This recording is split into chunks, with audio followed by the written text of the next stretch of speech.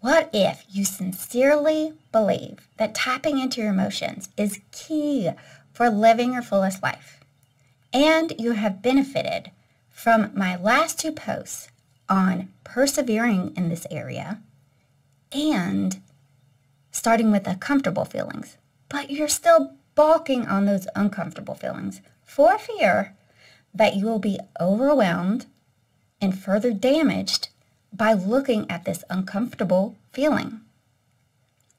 How do we get the courage and the guts to work through and ultimately out of the grasp those uncomfortable feelings have on you right now? I'm Dana Hicks, a licensed clinical mental health counselor, and I have an analogy that might help soften your idea of uncomfortable feelings so that they will be much more approachable and work throughable in the future. So instead of the uncomfortable feelings being this negative experience, consider uncomfortable feelings being helpful messengers that have the potential to let us know exactly what to do in order to make our lives even better than it was. So, an analogy that goes with this concept is the check engine light lighting up in your car, saying check engine. Okay, is that light coming on a bad thing in itself? No, not really. It's just alerting you that something is off under the hood, that it behooves you to check it out in order to prevent something worse from happening. Right? So, let's say you open the hood and you notice, oh, I'm out of oil. Maybe I should fill that up. Right? So you fill it up.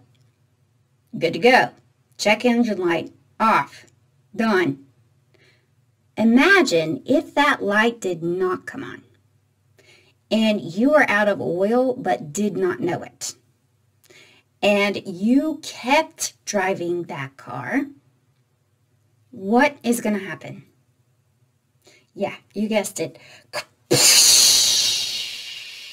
Demolished. No car. Less money. Oh my goodness. Which one would you rather have? The check engine light come on or be without a car? I think I prefer the light.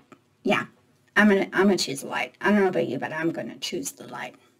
Right? So, this is like feelings. How? Okay, so say you're noticing some discomfort that feels like sadness. Okay, your initial reaction is to say, oh, God, that's uncomfortable. Let's not do that. Let's not even acknowledge it. Let's just go on with life, right? Because it's uncomfortable. Doesn't feel good.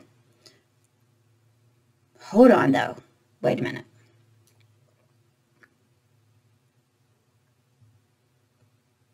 What if we looked under the hood, which means we asked ourselves, okay, so where does this come from?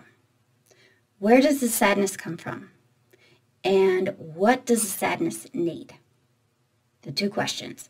Where does it come from and what does it need? Okay? And say that the sadness is coming from your neighbor moving away.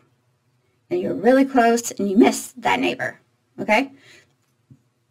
And when you ask your sadness what it needs, first of all, being asked what it needs, that in itself is calming because you're bringing it out there into the open where it can be manipulated and it's getting the attention that it needs. It's getting the validation that it needs. Validation in itself, so powerful, like over half the work.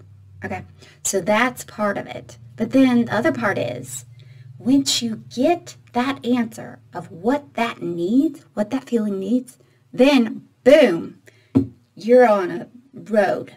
You're on a functional road. You know exactly what to do.